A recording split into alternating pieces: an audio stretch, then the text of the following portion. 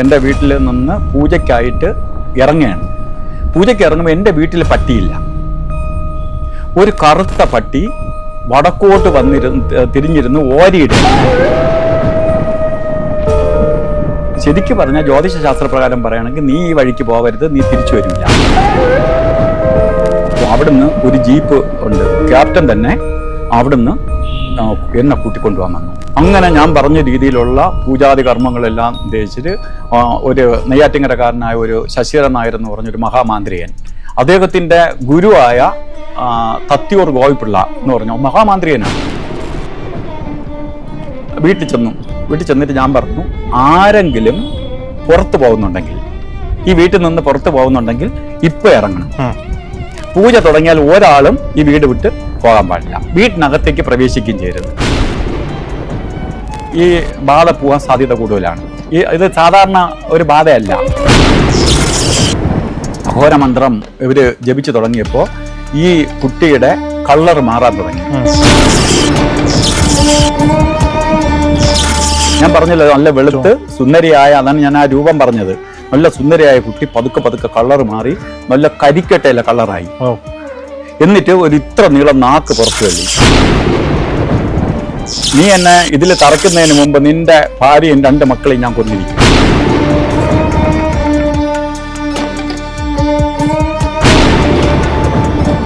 നമസ്കാരം, അബാക് മീഡിയയിലേക്ക് സ്വാഗതം. ഇന്ന് നമ്മളോടൊപ്പം ഉള്ളത് ജയനാരായൺ ജി ആണ്. സാർ നമസ്കാരം. നമസ്തേ. കുറെ കാര്യങ്ങൾ കുറെ നാളിന് ശേഷമാണ് ഇരിക്കുന്നത്, കുറെ കാര്യങ്ങൾ ചോദിക്കാനുണ്ടെങ്കിലും ഇപ്പോൾ അടുത്തിടെയായി ഈ യക്ഷിയും ഭൂതവും പ്രേതവും ആത്മാക്കളും ഒക്കെയാണ് ഏറ്റവും കൂടുതൽ ആളുകൾക്ക് കേൾക്കാൻ താല്പര്യമുള്ള വിഷയം എന്ന് നമ്മുടെ പല വീഡിയോകൾ ടെലികാസ്റ്റ് ചെയ്യുമ്പോഴും, ഇപ്പോൾ ലോക എന്ന് പറഞ്ഞൊരു സിനിമ ഇതുമായി ബന്ധപ്പെട്ട് ഇറങ്ങിയതുകൊണ്ട് ചർച്ചാ വിഷയം അതാണ്. ഇപ്പോൾ അങ്ങ് ദൈവജ്ഞനാണ്, അങ്ങ് സ്വാഭാവികമായും പലരുടെയും പ്രശ്നങ്ങൾ നോക്കുമ്പോൾ ഇത്തരത്തിലുള്ള ആത്മാക്കളുടെ സാന്നിധ്യം, പ്രേതബാധ ഇതൊക്കെ അനുഭവപ്പെട്ടിട്ടുണ്ടോ? അത്തരത്തിലുള്ള അനുഭവങ്ങൾ ഉണ്ടായിട്ടുണ്ടോ? ശരിക്ക് പറയുകയാണെങ്കിൽ മറ്റ് പല ആളുകൾക്കും ഈ പറഞ്ഞുള്ള അനുഭവങ്ങൾ മാത്രമേ ഉള്ളൂ. ഞാൻ അങ്ങനെയല്ല. എനിക്ക് ഞാൻ നേരത്തെ ചാനലിൽ തന്നെ, നമ്മളെ ചാനലിൽ തന്നെ പറയുകയുണ്ടായി, ഞാൻ ആശ്രമത്തിലാണ് വളർന്നതെന്ന്. അപ്പോൾ എനിക്ക് കൊച്ചിലേ തൊട്ട് വളരെ ദൈവവിശ്വാസിയാണ്. അതിൻ്റേതായ ദൈവവിശ്വാസം ഉള്ളതിൻ്റെ അതിൻ്റേതായ അഹങ്കാരമുണ്ട്. ദൈവമല്ലാതെ വേറൊന്നില്ല, ഈ ബാധയ്ക്കൊന്നും ഒന്നും ചെയ്യാൻ പറ്റില്ല, ദൈവത്തിന് മുകളിലല്ല എന്നൊക്കെ വിശ്വസിച്ചിരുന്നതാണ്. യഥാർത്ഥമാണ്, ദൈവത്തിന് മുകളിലൊന്നുമല്ല. പക്ഷെ പലപ്പോഴും ഇവർക്ക് ശക്തിയുണ്ട്. ഇങ്ങനത്തെ സാധനങ്ങളെല്ലാം ഉണ്ട്. അതിന് ഉദാഹരണമായിട്ട് ഞാൻ ജ്യോതിഷം പഠിച്ച് വരുന്ന സമയത്ത് ശരിക്കും തുടങ്ങിയില്ല. അന്ന് മൊബൈൽ ജ്യോത്സ്യനായിട്ട് നടക്കുന്ന സമയം. അതെന്ന് വെച്ചാൽ ഒരു പയ്യൻ ഒരു പൊക്കണ സഞ്ചിയും തൂക്കി പഠിച്ചിട്ട് ഓരോ സ്ഥലത്ത് ഇങ്ങനെ നടക്കുന്ന സമയം. അപ്പോൾ എനിക്ക് ഏറ്റവും ഇൻട്രസ്റ്റ് ആയ ഒന്നാണ്, ഈ ബാധകളുണ്ടെങ്കിൽ, എവിടെയെങ്കിലും പ്രേതം ഉണ്ടെങ്കിൽ അത് ഒഴിപ്പിക്കാൻ പോകുന്നിടത്ത് കൂടെ പോവുക, അല്ലെങ്കിൽ ഒഴിപ്പിക്കുക. അങ്ങനെ ഞാൻ പഠിച്ചുകൊണ്ടിരിക്കുന്ന സ്ഥലത്ത് ഒരു പ്രേത ബാധയുള്ള ഒരാളിനെ കൊണ്ടുവന്നു. വളരെ ഈസി ആയിട്ട് കാര്യങ്ങളൊക്കെ ഇങ്ങനെ നോക്കിയപ്പോൾ നമ്മളെ പഠിപ്പിച്ച ആൾ ശരിക്കും പാമിസ്ട്രി കസ്തരയെ പഠിപ്പിക്കുന്ന ആളാണ്. അപ്പോൾ സാറിന് ജ്യോതിഷം അറിഞ്ഞുവിടാം. ഞാനിതൊക്കെ ആണെങ്കിൽ ജ്യോതിഷം കവടി വെച്ച് പഠിക്കാനും കൂടി പോയി. അപ്പോൾ സാറ് പറഞ്ഞു, എടാ നമുക്ക് ഇത് എനിക്ക് വ്യക്തമാവില്ല, ഇതെന്തോ നല്ല ദോഷമുണ്ട്, നീ ഒന്ന് കവടി വെച്ച് നോക്ക്. അങ്ങനെ ഞാൻ കവടി വെച്ച് നോക്കിയപ്പോൾ ശക്തമായിട്ടൊരു ബാധ നിൽക്കുകയാണ്. ഈ ബാധ എന്ന് പറയുമ്പോൾ പല ടൈപ്പുണ്ട്. നമ്മളെ ബാധിക്കുന്നതിനെല്ലാം ബാധ എന്ന് പറയും. എല്ലാ പ്രേതാത്മാക്കളെയും നമ്മൾ ബാധ എന്ന ഒറ്റ വാക്കിൽ പറയും. ഇതൊന്നും അല്ലാതെ ചിലർ പ്രാർത്ഥിച്ച് ആരാധിച്ച് പോകുന്ന ചില മൂർത്തികളെ ചിലർ നേരെ പ്രയോഗിക്കും. ഞാൻ പറഞ്ഞ് മനസ്സിലാവുന്നുണ്ടല്ലോ. അപ്പം ഞാനൊരു മൂർത്തി ആരാധിച്ച് വെച്ചിരിക്കുകയാണ്, ദുർമൂർത്തിയെ. അപ്പം എനിക്ക് രോഗത്തിൻ്റെ കൂടി വിരോധം തോന്നി. അപ്പം വേറൊരാൾക്ക് രോഗത്തിന് അല്ലെങ്കിൽ എന്തെങ്കിലും ഒരു പണിയണം എന്നൊരാൾ വന്ന് എന്നെ സമീപിച്ച് എനിക്ക് കൊട്ടേഷൻ തന്നു. നമ്മളിപ്പോൾ ആളുകളെ കൊട്ടേഷൻ കൊടുക്കുമല്ലോ, അതേപോലെ ബാധയ്ക്ക് കൊട്ടേഷൻ കൊടുക്കും, ചാത്തന്മാർക്കും കൊട്ടേഷൻ കൊടുക്കും. അങ്ങനെ കരിങ്കാളി എന്ന് പറഞ്ഞ് ഒരു മൂർത്തിയെ പറഞ്ഞയച്ചു. ഈ മൂർത്തി പോയിട്ട് ആ വീട്ടിൽ 4 കൊലപാതകം ചെയ്തു. 4 കൊലപാതകം. ഈ കൊലപാതകം ചെയ്ത എങ്ങനെയാണ് എന്ന് ചോദിച്ചാൽ, ഇവർക്ക് ആ വീട്ടിലുള്ളവർക്ക് ഒന്നും അറിഞ്ഞൂടാ. ഒരാൾ ആത്മഹത്യ ചെയ്യേണ്ടതോ അല്ലെങ്കിൽ ആക്സിഡൻറ്റിൽ പെടേണ്ടതോ ഒരു സാഹചര്യം ഇല്ലാത്ത രീതിയിലാണ് ഇവരെല്ലാം മരിച്ചിരിക്കുന്നത്. അങ്ങനെ ഈ വീട്ടിലുള്ള ഒരാൾ തന്നെ ഒരു മിലിറ്ററി ക്യാപ്റ്റൻ പുള്ളി നല്ല ചെറുപ്പക്കാരൻ, കമ്മീഷൻ്റെ ഓഫീസറായിട്ട് ഡയറക്റ്റ് കയറിയതാണ്, അങ്ങനെ ക്യാപ്റ്റനായി. പുള്ളി ഒരു MBBS ഡോക്ടറെയാണ് കല്യാണം കഴിച്ചത്. ആ കുട്ടിയെ എറണാകുളം ഭാഗത്ത് ഇവിടെ ഉള്ള ഒരു കുട്ടിയെ കിട്ടി തിരുവനന്തപുരം ജില്ലയിലേക്ക് കൊണ്ടുവന്നു. ഈ കുട്ടിയെ നമുക്ക് വിശേഷിപ്പിക്കുകയാണെങ്കിൽ, ഞാൻ അന്ന് കൊച്ചു പയ്യനാണ്, എന്നാലും വിശേഷിപ്പിക്കുകയാണെങ്കിൽ നല്ല സുന്ദരിയായ ഒരു കൊച്ച്. ശരിക്ക് വെളുപ്പാണോ എന്ന് ചോദിച്ചാൽ അല്ല, നല്ല ചുവപ്പ് കളറ്. മനസ്സിലായി? നല്ല വെളുത്ത കളറല്ല, നല്ല ചുമപ്പ് കളറിലുള്ള, മുഖമൊക്കെ നല്ല ചുവപ്പ് കളർ. ഇപ്പോഴൊക്കെ മേക്കപ്പ് ഇട്ടാലേ ചുവപ്പൊക്കെ വരുള്ളൂ. അന്ന് അതല്ലാതെ നല്ല ചുവന്ന ഉള്ള സുന്ദരിയായ കുട്ടി. അപ്പോൾ ഈ കുട്ടികളുടെ ദേഹത്തേക്ക് ഈ ആത്മാവ് കയറി. ഈ കുട്ടി ഇവിടെ വന്നതിന് ശേഷം ഈ കുട്ടിയുടെ സ്വഭാവവും രൂപവും എല്ലാം അങ്ങ് മാറാൻ തുടങ്ങി. ഇയാളുമായിട്ട് സഹകരിക്കില്ല, ഈ ക്യാപ്റ്റനെ അവിടെ വരാൻ സമ്മതിക്കില്ല, ആരോടും മിണ്ടൂല. ഇതൊക്കെ പ്രശ്നമായി. അങ്ങനെയാണ് ഈ എൻ്റെ അടുത്ത് നോക്കാൻ വരുന്നത്. ഞാൻ ഈ പ്രശ്നം വെച്ച് നോക്കിയപ്പോൾ അവിടെ ഒരു, അപ്പോൾ പുള്ളി പറയാണ്, പുള്ളി ഞാനും പയ്യനും ചെറുപ്പക്കാരനും ആയതുകൊണ്ട് പുള്ളി പറഞ്ഞു നമുക്കിതിനെ മാറ്റണം. ഞാൻ പറഞ്ഞു മാറ്റാൻ പറ്റുമോ എന്ന് എന്നോട് ചോദിച്ചു. ഞാൻ പറഞ്ഞു മാറ്റാൻ പറ്റും. അങ്ങനെ ഞാൻ എന്ത് ചെയ്തു, വളരെ മിടുക്കരായിട്ടുള്ള പൂജാരിമാരെ തപ്പി, മാന്ത്രികന്മാരെ. ഇത് പൂജാരിമാരെന്ന് പറഞ്ഞാൽ ക്ഷേത്ര പൂജയിനോടൊക്കൊന്നും ഇത് മാറ്റാൻ പറ്റില്ല. അത് രണ്ട് വഴിയാണ്. മാന്ത്രികത്തിൽ തന്നെ താന്ത്രികമുണ്ട്, മാന്ത്രികമുണ്ട്. ഇന്നെല്ലാ പൂജയ്ക്കും താന്ത്രികന്മാരാണ് പോണേ. ശരിക്കും താന്ത്രിക വഴിയിൽ ബാധ പിടിക്കാനും ഒന്നും വഴിയില്ല. മാന്ത്രികത്തിൽ തന്നെ രണ്ടെണ്ണം ഉണ്ട്, സത്മാന്ത്രികമുണ്ട്, ദുർമാന്ത്രികമുണ്ട്. അപ്പോൾ സത്മാന്ത്രിക വഴിയിലുള്ളവരെ കൊണ്ട് ഈ ദുർമാന്ത്രിക വഴി, അതായത് മന്ത്രരൂപേണ ഏറ്റതിനെ മന്ത്രരൂപേണ മാറ്റാൻ പറ്റുള്ളൂ. ഇപ്പൊ ആറ്റം ബോംബ് കൊണ്ടിട്ടിട്ട് ഹരേരാമ പറഞ്ഞാലും അള്ളാഹുവിനെ വിളിച്ചാലും അല്ലെങ്കിൽ മറ്റേ ഇത് പറഞ്ഞാലും ബോംബ് പെട്ടും ആള് ജാവ്യം ചെയ്യും. അവിടെ ഹൈഡ്രജൻ ബോംബ് കൊണ്ടിട്ട് ആറ്റം ബോംബിനെ നിർവീര്യമാക്കണം. ഇതാണ് നിയമം. അപ്പൊ മന്ത്രരൂപേണ ഏറ്റതിനെ മന്ത്രരൂപേണ മാറ്റാൻ പറ്റുള്ളൂ. അങ്ങനെ ഞാൻ ഈ ഇത് മാറ്റാം എന്ന് പുള്ളിക്ക് വാക്ക് കൊടുത്ത്. അപ്പൊ എൻ്റെ മെയിനായിട്ടൊന്നും ഇത്രയും വലിയ ഒരു പ്രാതാത്മാവിനെ ഞാൻ പഠിച്ചതിനകത്ത് കണ്ടിട്ടില്ല. അപ്പൊ ഇതിനെ മാറ്റുക, ഇത് ആ ഒരു ധൈര്യത്തിൽ ഞാൻ പറഞ്ഞു നമുക്കിത് മാറ്റാം. അപ്പം പുള്ളി സമ്മതിച്ചു. അങ്ങനെ ഞാൻ പറഞ്ഞ രീതിയിലുള്ള പൂജാതി കർമ്മങ്ങളെല്ലാം ഉദ്ദേശിച്ചിട്ട് ഒരു നെയ്യാറ്റിങ്കരക്കാരനായ ഒരു ശശിധരൻ നായർ എന്ന് പറഞ്ഞൊരു മഹാമാന്ത്രികൻ, അദ്ദേഹത്തിൻ്റെ ഗുരുവായ തത്തിയൂർ ഗോപിപ്പിള്ള എന്ന് പറഞ്ഞ മഹാമാന്ത്രികനാണ്. അദ്ദേഹം പ്രായം ചെന്ന ആളാണ്. ഇവർ എല്ലാ മാന്ത്രികന്മാരുമായിട്ട് എല്ലാം സംഘടിച്ച് ഞങ്ങൾ പൂജ സ്റ്റാർട്ട് ചെയ്യാൻ തീരുമാനിച്ചു. ഈ പൂജ തുടങ്ങേണ്ട അന്ന് ഞാൻ താമസിക്കുന്നത് കള്ളിക്കാടെന്ന് പറഞ്ഞ സ്ഥലത്താണ്. ഇപ്പം തിരുവനന്തപുരത്ത് താമസിക്കുന്നെങ്കിലും കള്ളിക്കാടെന്ന് പറഞ്ഞ സ്ഥലത്താണ്. ഞാൻ ഈ പൂജയ്ക്ക് വേണ്ടി പോകാൻ വേണ്ടി, അന്ന് ജ്യോതിശാലയൊന്നുമില്ല, എൻ്റെ വീട്ടിൽ നിന്ന് പൂജയ്ക്കായിട്ട് ഇറങ്ങുകയാണ്. പൂജയ്ക്ക് ഇറങ്ങുമ്പോൾ എൻ്റെ വീട്ടിൽ പട്ടിയില്ല. ഒരു കറുത്ത പട്ടി വടക്കോട്ട് തിരിഞ്ഞിരുന്ന് ഓരിയിടുകയാണ്.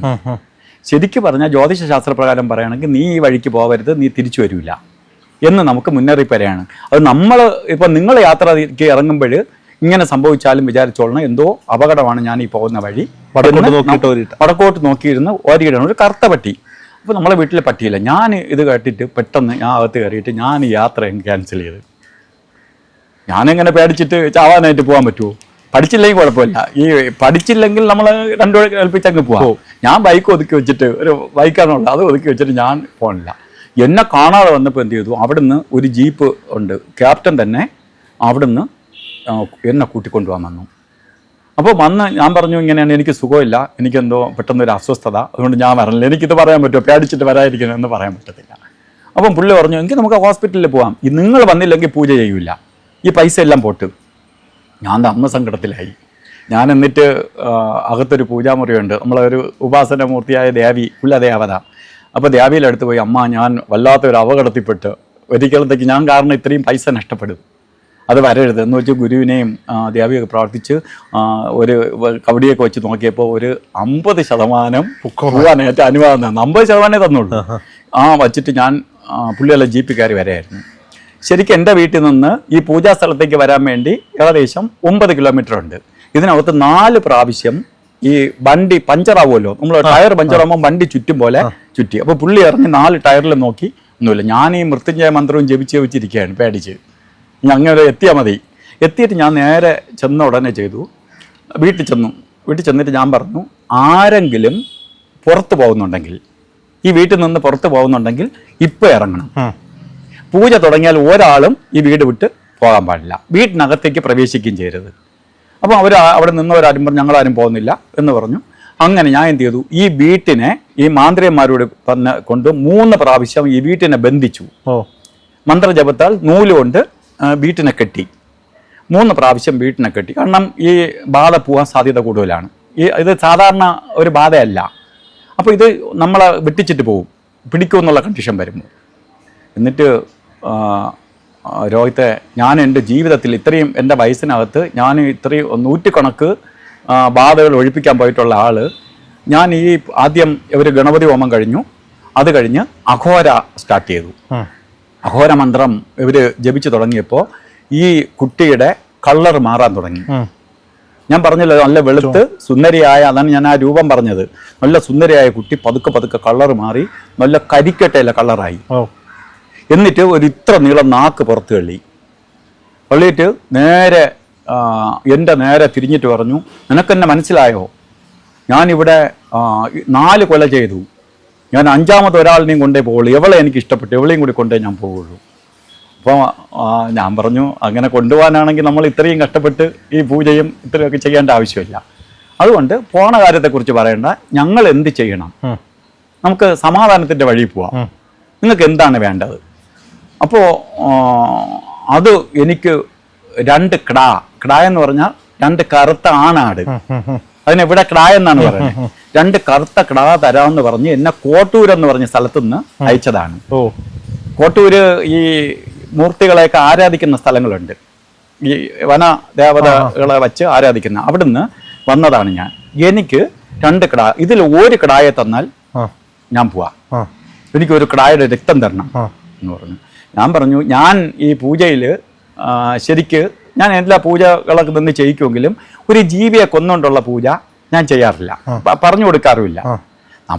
നമുക്കല്ലാതെ സാത്വികമായിട്ട് ചെയ്യാം. ഞാൻ പറഞ്ഞു, അതല്ലാതെ നിങ്ങൾക്ക്, അതല്ലാതെ ഞാൻ പോകില്ല. അപ്പോൾ മാന്ത്രികനങ്ങ് പെട്ടെന്ന് ആവേശം വന്നു. അപ്പോൾ പുള്ളി ചോദിച്ചു, എന്ത് ചെയ്തിട്ടെന്ന്. ഞാൻ പറഞ്ഞു, തറയ്ക്കാൻ പറഞ്ഞു. തറയ്ക്കാം. അപ്പോൾ എന്ത് ചെയ്തു, ഇവരെ മുടി പിടിച്ചിട്ട് ആണി ചുറ്റി കാഞ്ഞിരം പാവിൽ വെച്ച് ആണി ചുറ്റിയെല്ലാം കൊണ്ട് അടിച്ചു. 2 അടി അടിച്ചപ്പോൾ ഒരു പൊട്ടി ചിരിച്ചു തുടങ്ങി, നിനക്ക് എന്നെ തറയ്ക്കാൻ പറ്റും. ഒന്ന്, നീ വീട് കെട്ടി, ഞാൻ പോവാതെ നീ കെട്ടി, നിന്നെ ഞാൻ അവിടുന്ന് വരുന്ന വഴിയിൽ പട്ടിയല രൂപത്തിൽ വന്ന് നിന്നെ ഞാൻ ബ്ലോക്ക് ചെയ്തു, നീ കേട്ടില്ല, നീ വന്നു, നീ നിന്റെ മൂർത്തികളെ അനുവാദം വാങ്ങിച്ച്, നീ ഗുരുവിൻ്റെ അനുവാദമൊക്കെ വാങ്ങിച്ചിട്ട് നീ അവിടുന്ന് രക്ഷപ്പെട്ടു വന്നു. വരുന്ന വഴിയിൽ നിന്നെ ഞാൻ വണ്ടി ആക്സിഡൻറ്റ് പെടുത്താൻ നോക്കി, അപ്പോഴും നീ രക്ഷപ്പെട്ടു വന്നു, നിന്റെ കൂടെ ആളുള്ള എൻ്റെ പേരിൽ നീ രക്ഷപ്പെട്ടു എന്ന് പറഞ്ഞു. അപ്പോൾ മാന്ത്രി എൻ്റെ കൂടി പറഞ്ഞു, നീ വീട്ടിൽ നിന്ന് ഇറങ്ങുന്ന സമയത്ത് നിന്റെ ഭാര്യയും 2 മക്കളും മാത്രമേ വീട്ടിലുള്ളൂ, നീ നിന്റെ അമ്മായി അമ്മയോട് അവിടെ വന്ന് കിടക്കാൻ പറഞ്ഞിട്ടാണ് നീ വന്നത്, നിന്റെ അമ്മായി അമ്മ അവിടെ വന്നിട്ടില്ല. നീ എന്നെ ഇതിൽ തറക്കുന്നതിന് മുമ്പ് നിന്റെ ഭാര്യയും 2 മക്കളെയും ഞാൻ കൊന്നിരിക്കും. മാന്ത്രി ഈ ആണി അങ്ങ് താഴെയിട്ട് മനസ്സിലായി. ഈ മാന്ത്രിയൻ ഭാര്യയുടെയും മക്കളുടെയും അമ്മായി അമ്മയോട് വന്ന് പറഞ്ഞ്, ഇപ്പൊ ഇവര് ഇയാൾക്ക് മാത്രമേ അറിയാവൂ. ഇത് ആ പെണ്ണാണ് സംസാരിക്കുന്നത്. ഈ പെണ്ണാണ് സംസാരിക്കുന്നത്. ഈ കൂടി നിൽക്കുന്ന ഈ രൂപത്തിലിരിക്കുന്ന ആ സ്ത്രീ, അവരുടെ ദേഹത്ത് അവരല്ല. മനസ്സിലായി. പിന്നെ നമ്മൾ മസിൽ പിടിച്ചിട്ട് കാര്യമില്ല. എവിടുന്ന് കിടായ അന്വേഷിച്ച് പോവും? അവിടെ നിന്നവർ വെളിയിൽ നിന്നവർ പറഞ്ഞു, ഇന്ന സ്ഥലത്ത് ഒരു നേർച്ച കിടാ നിൽക്കുന്നുണ്ട്, നമുക്കതിനെ കൊണ്ടുപോകും. അങ്ങനെ ഇവർ പോയി, ഈ ജീപ്പിൽ പോയി ഈ കിടായെ കൊണ്ടുവന്നു. ഈ കിടായെ കൊണ്ടുവന്ന് വിട്ട്, ഞാൻ എൻ്റെ ജീവിതത്തിൽ കണ്ടിട്ടില്ലെന്ന് പറഞ്ഞ കാര്യം, 2 പേര് ചേർന്ന് തലയെ വെട്ടിയിട്ട് ഇങ്ങനെ പിടിച്ചു കൊടുത്തു. ഈ സ്ത്രീ സിപ്പപ്പ് കുടിക്കും പോലെ ഈ രക്തം ഊറ്റി കുടിച്ചു. എനിക്ക് തോന്നുന്നു 1 ലിറ്റർ രക്തവും കൂടി ഉള്ളിൽ പോയിട്ടുണ്ടാവും, ബാക്കിയെല്ലാം ദേഹത്തുകൂടി പോയി. നമ്മൾ പഠിച്ചിട്ടുള്ളതാണ്, വേറൊരു ജീവിയുടെ രക്തം നമ്മളെ ഉള്ളിൽ പോയാൽ നമ്മളെ ഉമിനീരുമായിട്ട് ചേർന്ന് ഇത് ക്ലോട്ട് ചെയ്തിട്ട് ആള് അടിച്ചു പോകും. ഞാനിത് കൊടുത്തെങ്കിലും, ഇത് പിടിച്ച് അപ്പോഴേ രക്ഷപ്പെടാൻ വേണ്ടി കൊടുത്തെങ്കിലും എനിക്ക് പേടിയായി. കാരണം ഇവർക്ക് ഇനി എന്തെങ്കിലും സംഭവിച്ചാൽ ഞാനകത്താവും. ദുർമന്ത്രവാദം ചെയ്തു. അന്ന് ഇത്രയൊന്നും പ്രചാരത്തിൽ വന്നില്ല. എങ്കിൽ പോലും ഒരാളിന് എന്തെങ്കിലും സംഭവിച്ചാൽ വിടൂലല്ലോ. അതും സാധാരണക്കാരല്ല, ഒരു ഡോക്ടർ കുട്ടി, അതുപോലെ ഒരു ക്യാപ്റ്റൻ്റെ വീട്ടിൽ. അപ്പോൾ ഇത് കഴിഞ്ഞിട്ട് രക്തം കുടിച്ചിട്ട് പറഞ്ഞു, ഞാൻ പോവാം. അപ്പം ഞാൻ പറഞ്ഞു, നീ പോയെന്ന് എന്തുറപ്പ്? നീ കണ്ടോ ഞാൻ ഇതാ പോവുകയാണ് എന്ന് പറഞ്ഞിട്ട് ഇവർ ബാക്കിലോട്ട് മറിഞ്ഞങ്ങ് വീണു. ഈ വീഴുന്ന സമയത്ത് വേറെ അവിടെ നിന്നവരവരെ താഴെ വീഴാതെ മറിഞ്ഞ് താഴെ തലയടിക്കാതെ പിടിച്ചു. ഞാൻ പോകുന്ന നീ കണ്ടോ എന്ന് പറയണ പോവാനും വീട്ടിൻ്റെ മുമ്പിൽ ഒരു വലിയ വരിക്കമാവ് നിന്നു. ഈ പച്ച മാവ് രണ്ടായിട്ട് പൊളന്ന് രണ്ട് സൈഡിലായിട്ട് മറിഞ്ഞു വീണു. ഓ, നമ്മൾ സിനിമയിൽ ഒക്കെ കഥയൊക്കെ രൂപത്തിൽ എഴുതാം, ഇത് ഞാൻ എൻ്റെ അനുഭവത്തിൽ ഞാൻ നിന്ന് കണ്ടതാണ്, മാറ്റിയതാണ്, ചെയ്യിച്ചതാണ്. പിറ്റേന്ന് രാവിലെ അത് കഴിഞ്ഞ് കുറച്ച് ദിവസം കഴിഞ്ഞപ്പോൾ ഇവർ വെള്ളമൊക്കെ തളിച്ച് ഇവർ ഉണർന്നു, ഇവർക്കൊരു ഇതുമില്ല.